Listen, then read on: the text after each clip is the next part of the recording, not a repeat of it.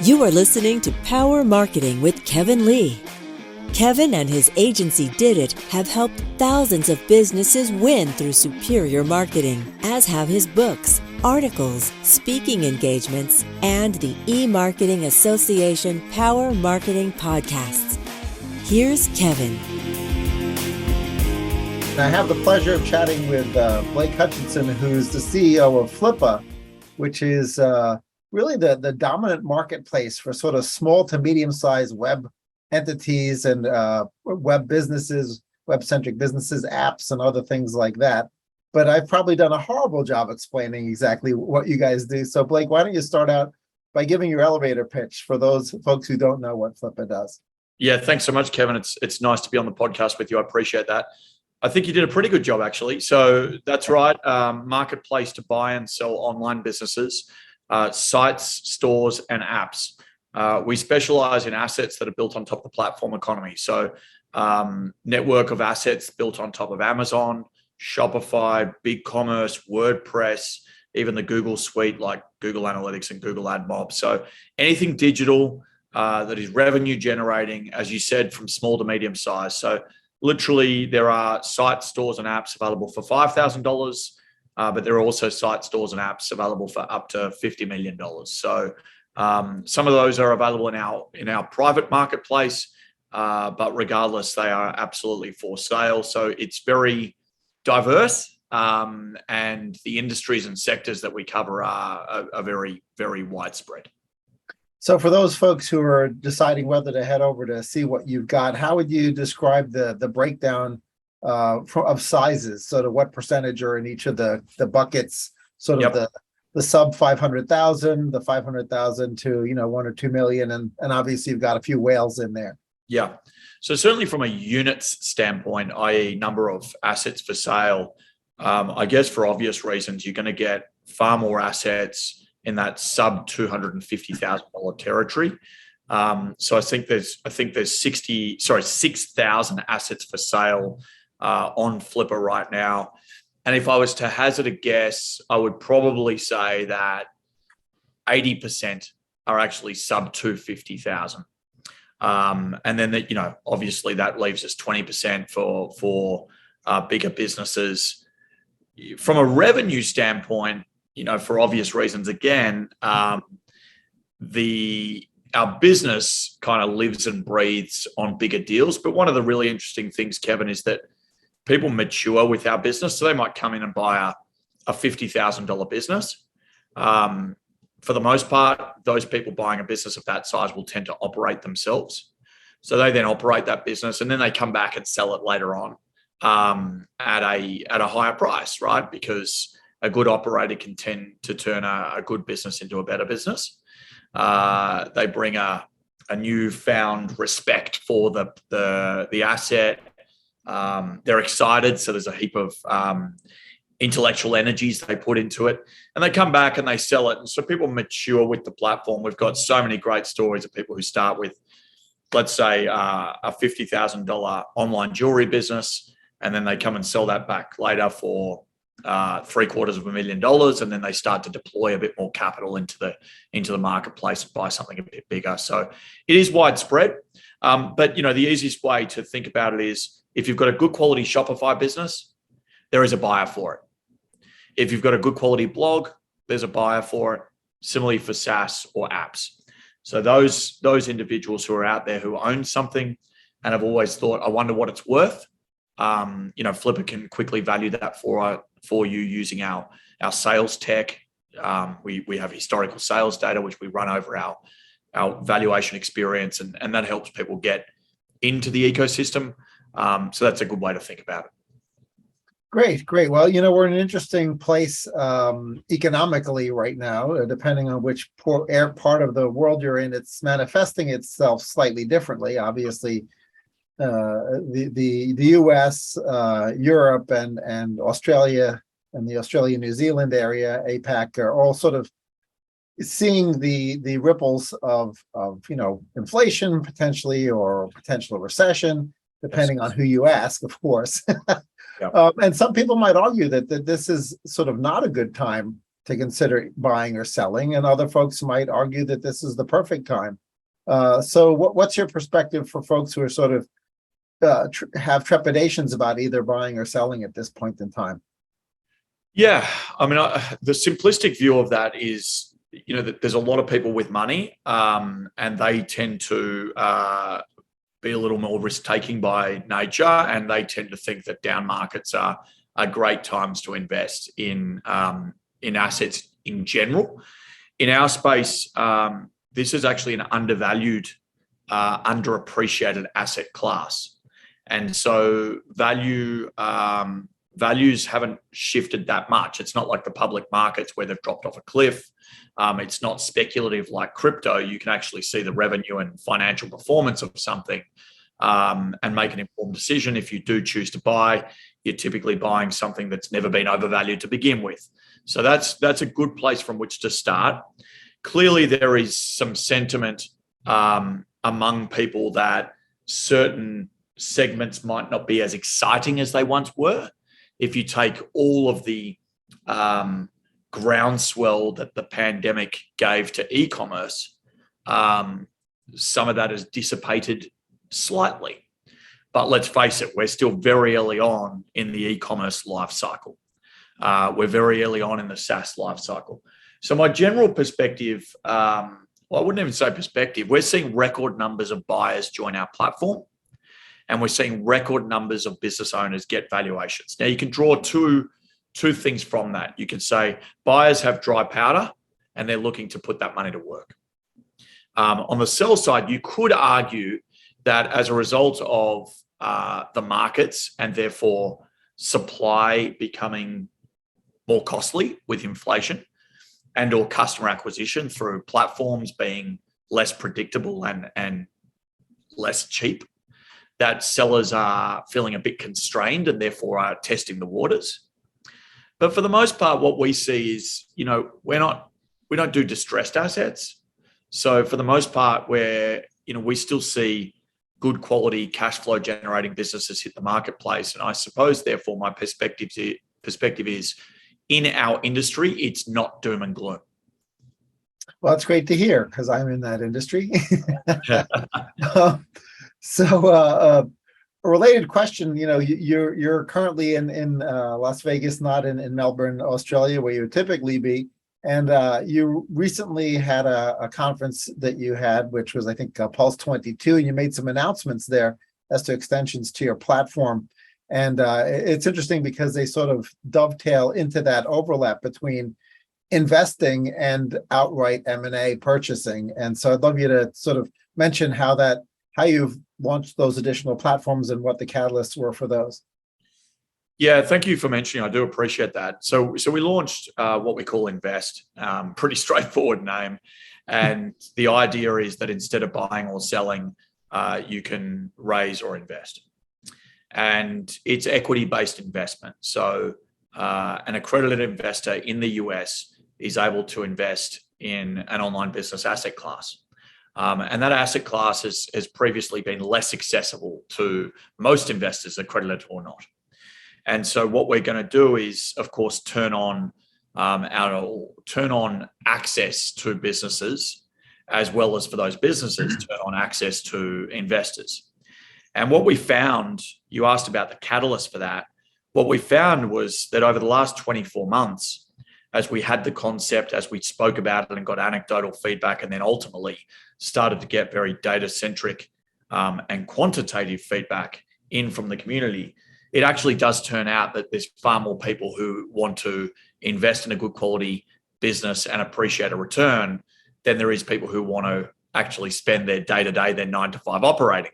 Now, it kind of sounds obvious, right? That why would you want to spend your day-to-day hours operating when you could invest? But of course, what Flippa had only ever seen was the buy and sell side of our ecosystem. So it was around 65% of all buyers that we surveyed, and of course we've historically called them buyers, that actually would prefer and or contribute capital, and therefore we could determine them to be investors. And so really all we're saying is that, there's lots of asset classes you can put your money into. but there is this genuinely good quality network of small businesses in the US. They happen to be digital by nature, but that's the new small business ecosystem. And they do a good job. But unless you have access to well-capitalized friends and family, unless you know the local venture capitalists down the road, which very few people actually do, unless you have access to a family office, there's actually few ways to network and genuinely get connected with relevant investors who might be interested. And Flippa's unique in the sense that not only do we know who people are and the companies they represent, in some cases obviously representing themselves, but we also know what those people are good at and what their mandate looks like. So they might have had expertise in e-commerce in the past, in which case, great. They're a fantastic and relevant fit for someone who's in e-commerce, who's building a good business, but wants someone who's done it before and can take not only their capital, but hopefully their expertise also. So that's really exciting, but we're only 4 or 5 days in. We've got 8 opportunities live right now. Compare that to the 6,000 assets we have. So, I think we believe that long-term businesses are better with capital. And of course, you could debate where you get that capital from. And of course, there's a cost consideration in taking debt capital. In our case, there's a consideration around the investor and who that investor is. So you weigh that up. Regardless, I still think that most small business owners are capital constrained. Most don't have unicorn-like dreams, and so they're less appealing to venture capital and ultimately less appealing to private equity. And so for us to provide a capital-constrained ecosystem with access to that, we think makes for a better quality business long-term. Great. And this may be something that changes over time, but are you allowing the businesses who are looking to do a capital raise to designate whether they want to do convertible note, a safe, or flat equity? And if there's a mismatch between the desire of the investor and the desire of the folks looking to do the raise, is there a reconciliation process if the first big investor comes along and says, well, I would have done it, but not as a safe, that kind of thing? That is a fantastic question. So one of the things that we've had for a long time on Flippa is obviously the ability to get to know the person who wants to acquire your business. And we know that categorically, you don't conduct M&A without getting to know the person who has taken ownership of this thing that you will be taking over the thing from. And so investing should be the same, right? And of course, Flippa, with the technology we have, that's exactly one aspect of our value proposition, which is that, Kevin wants to raise capital. Blake likes the look of Kevin's business, so we can meet each other on the platform and find a fit.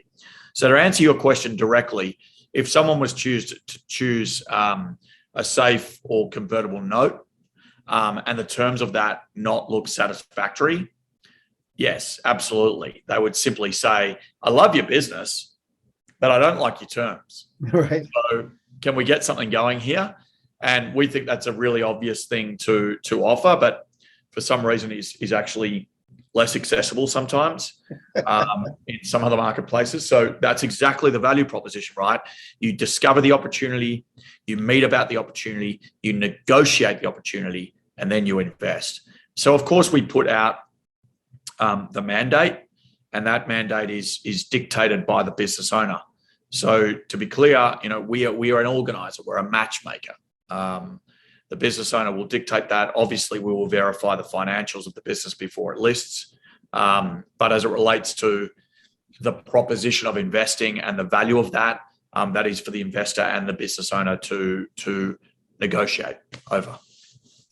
That's great. There's another sort of a hybrid scenario, which I'd love to get your thoughts on, and potentially some data for the transactions that have been done for listed businesses and M&A businesses, which is the idea that the seller would roll forward some equity and not exit fully from the business, and in exchange, in addition to potentially some kind of an earn-out structure, which would be typical in many of these deals, they're also going along in a recapitalization in some manner, either straight equity or options or warrants, but they have upside.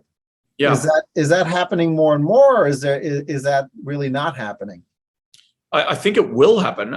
Just to make sure I'm clear, you're talking about the owner taking some money off the table.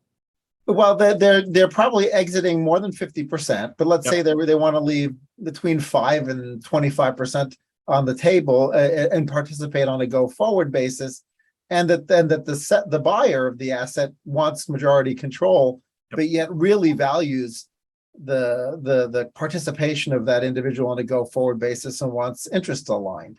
Yeah, that's exactly right. We don't see it that regularly yet. I think that, our announcement on Thursday kind of changes the game with respect to what we have seen and what we will see. Yes, I believe you're right, and I imagine that will take place. I'm only 1 hour off a phone call with a business owner who said a similar thing. He said, look, I've been doing this now for a long time. I'm happy to keep doing it, and I love it, but I actually, personally am capital constrained. So maybe in that particular case, the investor comes in, provides $1 million, call it $750,000 of which of that is to go to the business owner, in exchange, of course, for equity. Plus, then maybe there's an additional $250K of that to go in as growth capital, so that the business isn't capital constrained and continue to growing at the level it's been growing.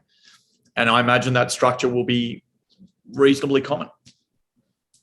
Yeah, I can certainly see situations where that might be interesting for a person who's not quite so fed up that they need to exit fully, or potentially it's not enough of a life-changing event, right, that they can, go move to Tahiti. So they're sort of still, and they'd like to see the new business double or triple or quadruple in size, in the next 5 years, which, would again align interests. So it'll be interesting to see where that goes. You also have a fairly new YouTube series where you're doing conversations with sellers. I would imagine most of those are sort of still in market. But do you sort of see that primarily as an advertisement for that specific business, or do you see it as a general PR initiative where you just want to get those stories out there? Yeah, that's a really great question, Kevin. I mean, you obviously know based on your marketing background that you want to engage with an audience and give the audience content that helps them understand the value proposition, but also might inspire them to take action. And let's face it, we're a profit-making business, so we want to still win customers to our marketplace. Yeah, I would consider that more content marketing / PR for sure. I think you're right there. Our view is that the stories of business owners are far more compelling than us talking about our platform. And accordingly, we have a few what we call owned media assets, right? So we have our podcast, similar to what we're doing with you right now. And we think that that's a compelling way to engage with an audience on your subject matter. We also have what we call alts. Alts is an alternative assets newsletter where you can just talk amongst yourselves as part of a Discord channel, as well as we summarize some of the conversations that are going on there in a newsletter and make some commentary around that. We also have our Making Millionaires series where we do video stories, as you pointed out, with those individuals who have had fantastic growth experiences off the back of either buying or selling on our platform, doesn't matter which. And actually, I should say, Kevin, you might be surprised to know that there's actually quite nice, they're interchangeable buyer and seller, right? So buyers become sellers, sellers become buyers. They're rarely one and the same. They are more often one and the same. And we therefore find that it doesn't matter which the story is, so long as there's a growth and learning aspect to it. And we use that to engage our audience. Actually, our podcast, which shocked me the other day, I found it had over 600,000 listens. So obviously that's over a 12-month or 18-month period of time. But it is, I'm sure you've got a perspective on this, but it is incredible what good quality content can do as a means to build a brand and build customers. Absolutely. Having started in digital after my agency days at mainstream agencies, started really in SEO when I went digital, and content's been king ever since that. And that was in 1994. So Yeah. Yeah. content's been king for a long time. Well, actually, I worked at Lonely Planet, which was a travel guidebook publisher. Yeah, sure. And a long time ago, one of the things I was doing, I'm going back to 2005 now. One of the things I was doing was licensing travel content, right, to booking engines like Expedia and even American Express, and content portals as well, like Yahoo Travel. So yeah, it's almost like not a lot has changed. And at the same sentence, a lot has changed. Yeah, exactly. There's been some fundamentals about the value of great content that have been consistent over time. And you've got, quite a database of course, potential buyers and sellers. Did has done 11 small M&A deals. And one of the concerns we always had to figure out how to mitigate with the sellers to us was not to distract them from their business during the whole process. In many cases, we were the only suitor because some of them were sort of fire sale type acquisitions, and so there weren't any others doing due diligence in parallel. In other cases, there were other folks doing due diligence in parallel, and there's a concern by the seller, obviously, like, listen, I got to keep this train on the track because that's what my value is based on. And I would imagine a lot of your sellers have a similar concern. And so how have you found to mitigate that concern for the sellers to sort of say, listen, I don't want any tire kickers here. I only want legit buyers to come in and look under the hood? Yeah. So one of the first things you mentioned was, motivating and helping the seller understand the benefit or critical nature of continuing to run their business the right way while a sale plays out. And we genuinely find that difficult, right? Because most sellers think that sales happen quickly. And in reality, we're probably the quickest on the planet, but it still takes, 2 to 3 months sometimes to find the right buyer for an asset. On your second point of who the buyer is, I guess there's two perspectives I would bring to the table here. One is that, yes, of course, we put in place mechanisms to understand who the buyers are. So there's the basic mechanisms, excuse me, which include figuring out who the buyer is, identity verification, LinkedIn, obviously verifying their phone numbers and ensuring that they're contactable when required. Their mandates, including the industry they're interested in, as well as what we found is super important are their bios. Who would have thought, right? So the written bio, my name's Kevin, I've owned a media agency for 10 years, whatever it might be. That's super valuable for context. And we use that for our matching algorithm. Excuse me. So we tend not to match users that have profiles that are really light on. And we have a very, I'm happy to say it, we're a tech company, right? So we have a very, very significant bias to the data we have at our disposal and use that data to make informed decisions about the validity of that buyer. Now, in addition to that, we have bank balance verification and asset verification. And that's where you get really strict about verification, right? So Kevin has X, therefore he can afford Y. The problem with that is rich people don't want to go through that experience. Yeah, I mentioned that to some folks that I was thinking of co-investing in a deal on, and they're like, "No, I'm not connecting my bank account to that." So what's funny about it is, and it's actually less about security because it's all bank grade encryption, but it's actually more like time. They tend to have analysts looking at stuff for them. And so what are you doing? Are you verifying the analyst's bank account details, or are you verifying the fund's bank account details, right? Like we've got family offices shopping on our platform.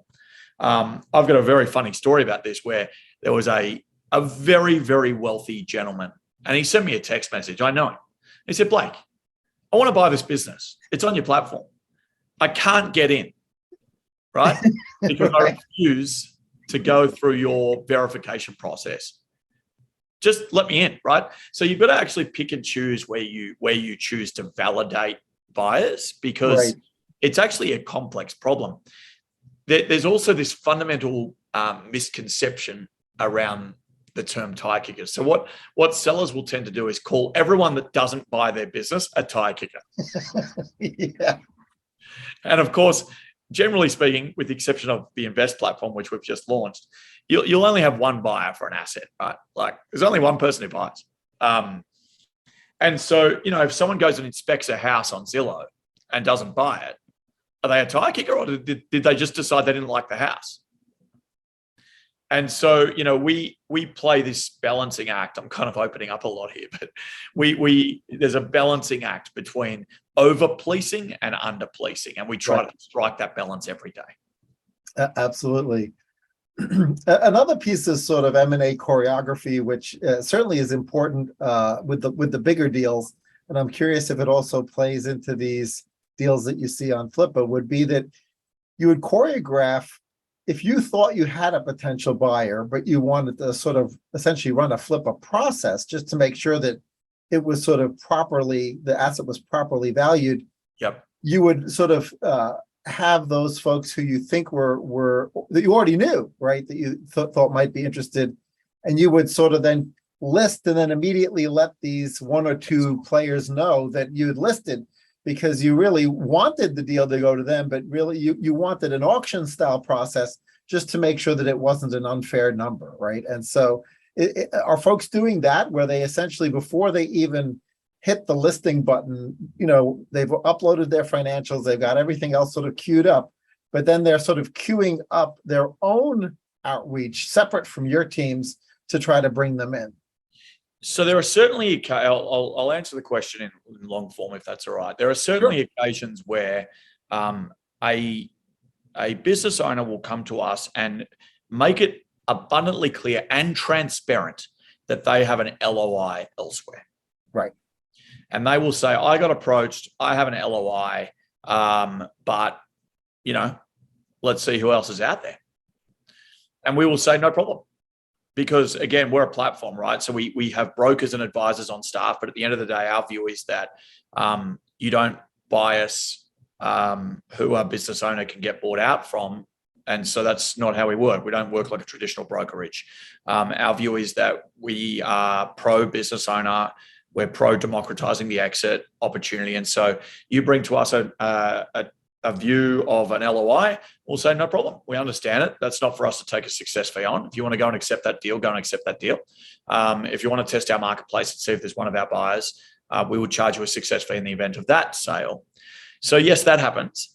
The other thing, you mentioned auctions. So auctions only make sense where there is certainty around a large buyer pool likely to have lots of interest, right? Right. Because let's take, for instance, we sold a learning platform, and it was sold for 8.5 million. And the seller was based in Rome, and the buyer was based somewhere in the US. I must admit, I can't remember which state. And so that business was quite niche. And so an auction or that type of dynamic where you're driving competitive tension is less relevant. And instead, we're just leveraging the enormity of our Flippa buyer pool to provide a direct match. If it is a content website that is mostly passive, and let's say it's sub 500,000, you might find that there's actually 50 or 60 buyers who will go about an active bidding process. And we tend to see that on less niche, more passive assets where, there's a huge universe of people that we know from our buyer pool, the data that we have would do that. And then we encourage the seller to pick an auction dynamic. Mm-hmm. And sometimes it gets furious. Like, there's literally 10 people all just going up by $10,000 at a pop. And, that follows the kind of historical eBay model, although at a far higher value, sometimes up to $500,000 you'll get an auction for. Sometimes it's a good way to just generate demand with no intention to actually sell at auction. And just to be clear, we allow that, right? You basically just don't accept, you put your reserve price higher than you're going to get bids for. And so that gives us a pool for buyers who have demonstrated interest to then go and help the business owner have discussions with, and ultimately work angles with. So, I mean, the short answer is you do try to choreograph, yes. Cool. Well, that's good to know. And for those folks out there listening, hopefully that's added some value to their process. Obviously, for a lot of these sellers, right, this is other than those which, particularly in the content business, who are sort of simultaneously creating a dozen of these at a time, for a lot of the others, this is sort of a baby that somebody's been working on for a long time. And so there are emotional dynamics around the sale process. And obviously, anytime you start to get emotional dynamics into a buying or selling process, particularly a selling side of the process, there's a separate set of skills, I think, sometimes that are required to just sort of hold the person's hand more emotionally than necessarily anything else. Yes. Do you find that your team are sometimes almost acting like therapists as they guide the person through the emotional roller coaster of selling? I certainly find that I am sometimes acting as a therapist. So I, as does our VP of sales, I will always be responsible for and managing a few assets. I mean, clearly I don't do that as a full-time job given the extent of our business and platform. But I think you're right. And the emotions are, variable. They swing and roundabouts. So, you've got to keep them engaged so that they continue to run their business the best they can. You've got to keep them understanding that it's, while it's an emotional decision for them, it's actually a really financial decision for the other party. And therefore, the other party comes at it from a very pragmatic view, whereas the seller comes at it from an emotional view. So to some extent, it is like a marriage. It is a date. We like to talk about Flippa being analogous to a dating website. And so our job is to drive matches and then keep everyone sane and rational through the process. We had an example a couple of weeks ago, $2 million cash offer, and Flippa believed it was a great offer. And we looked at our sales index. We showed all the examples of similar type business sales and provided those to the seller absolutely transparently. Regardless, they held firm and said, well, I'm not ever accepting less than a $3 million cash offer. Now, I don't believe there's another buyer for this business. And I've told our advisor, you need to call the business owner up. And you need to say, look, happy to get you on the phone with our CEO if you like, but we're being transparent with you. We don't actually think there's another buyer for this asset. So you may say no to $2 million cash, but if you come back to the table in 6 months' time and want to rekindle that relationship, that's going to be difficult. Now, of course, if you don't ever need us and go on to build a $50 million business, fantastic, good on you, that's wonderful. But sometimes the best offer is the offer that's is presented to you. So you've got to try to remove the emotional and focus more on the rational. And that's a short way of saying, yes, we do sometimes act like therapists. So obviously you've got the new platform that's come out. You've got, continuing momentum with the sort of foundational buying and selling matchmaking process.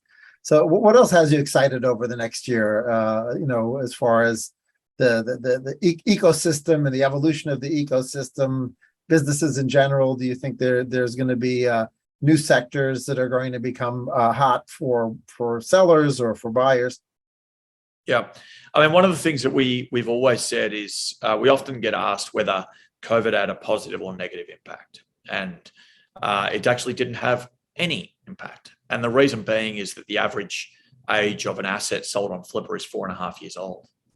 And so actually what I'm most excited about is our COVID impact, because, there was so many businesses that were started by so many smart people around the world over the last 2 years. People who had fantastic jobs and ultimately decided to start a side hustle while working from home, or people who had fantastic jobs but chose to leave or lost those jobs. And accordingly, there's a bunch of really, really wonderful businesses that are being built as you and I are talking. And so what I'm most excited about is that I still believe that the sector is extraordinarily immature. And I think that the best assets to buy and the best assets to sell are those that are mature. And so that will take us some time to see the benefit from. But over the next 2 to 5 years, we should see that the universe of available assets within the digital economy to buy or sell or to raise or invest in substantially increases. And so then from our perspective, our job is to ensure that we've got the data to help those business owners make informed decisions about valuation as well as asking price. And then we've got the data at our disposal to help buyers understand what is a good asset versus not a good asset. And so one of the things I'm really excited about, Kevin, is our ability to plug into multiple data sources and then try to understand sector benchmarks. And so, for instance, if we could look at all of the women's fashion e-commerce businesses and make a very, very clear determination as to what a good refund rate was and what a bad refund rate was, what good unit economics looks like, average profit margins, revenue, etc., and then use that to provide data back to not only the buyers, but the entire ecosystem so that they can think about their business from the perspective of what does my peer set look like? Because we've all heard of PitchBook and we've all heard of Bloomberg and we've all heard of the rest, but the world orientates to, lower middle market and an absolute beast. It doesn't actually set out to help the genuine small business owner of the digital economy. So we think that we're uniquely positioned to do that, and I'm really excited by that. Great. Final question is, the typical multiple, whether it's an EBITDA multiple or an EBITDA revenue hybrid multiple, Yep.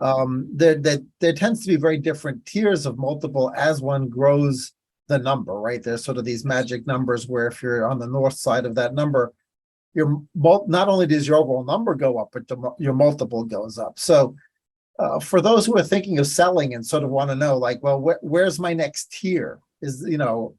Are they able to sort of reach out to your team and say, listen, I'm currently doing 2.6 in EBITDA. Should I wait until I get to 3 before I list?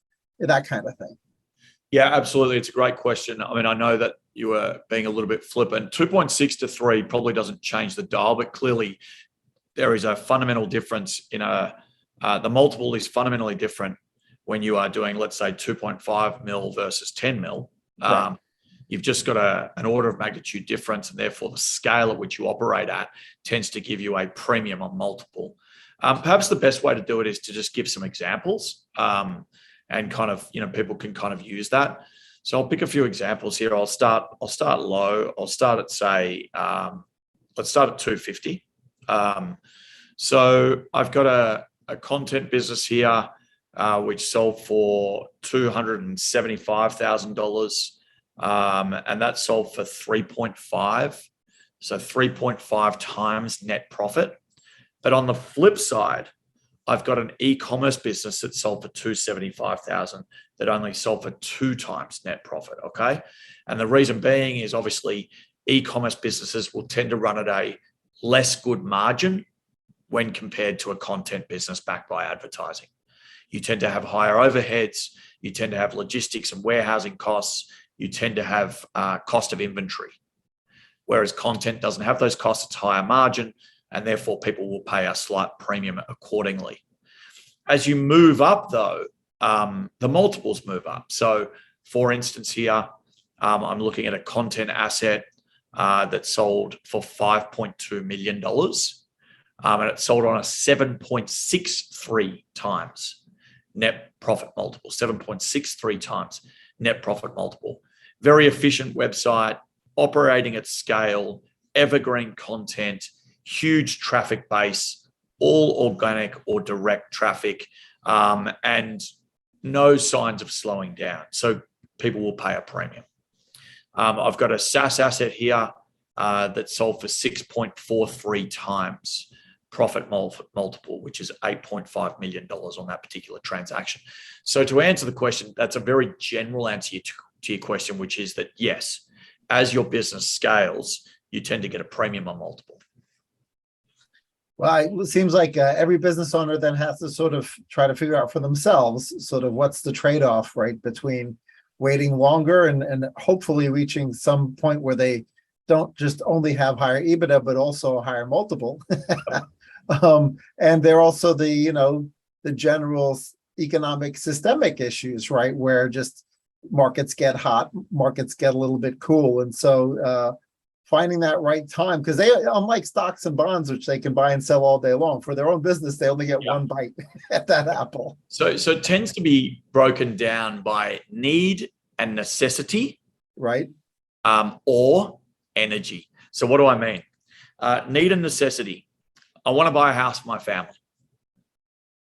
Okay. We want a roof over our head. We've had a baby. The current one's not big enough, or we've been renting. I've got this asset. I can now sell it because I have a need to put a roof over my kids' heads. Great. When selling a business, it's very rarely sinister, right? People are selling for a need and necessity. Now, then there's energy. I don't want to do what I'm doing anymore. I'm completely over it. And so for anyone who has run a business before, sometimes we find buyers don't actually understand that. They're like, why would you sell this business? Like, there's got to be something wrong with it. And I know plenty of business owners, founders, CEOs who are completely, utterly over the effort that they put in. And the effort is substantial. And so if they can see a pathway out, that gives them freedom, flexibility to make their next choice. Right. So I would break, motivation down to need and necessity or energy. And so accordingly, that can dictate whether you sell right now, to your point, or whether you hold on for the bigger multiple. Just depends on where you're at in the those two spectrums. Great. Thanks so much. Any final thoughts as we wind down the podcast? No. Have you ever acquired a business for your own purposes, or always been corporate M&A? It's been, did corporate M&A underdid it. But I've got an incubator that I've launched, and the e-marketing association I did acquire myself personally, but that has an odd backstory. And that I just loaned the former owners a bunch of money, and there was a family tragedy, and so they wanted to sort of get out. That was one of those cases where they had to get out. So, but yeah, that the e-marketing association is the one asset I've acquired personally. Yeah, I always love figuring out whether people who I'm talking with have actually done this themselves, and it often means they've got unique insights themselves. So thank you for sharing that. Yeah, thank you. I appreciate being on the podcast, Kevin, and wish everyone best of luck out there with buying, selling, raising, investing, whatever it is they're doing. Yeah, it was a great chatting with you. Thanks so much. Kevin Lee's Power Marketing is available on all your favorite podcast networks. Kevin loves helping businesses excel at marketing. Having marketing challenges? Just like Santa in The Miracle on 34th Street, if Kevin can't help you, he'll know someone who can. Find him on LinkedIn, subscribe, or follow.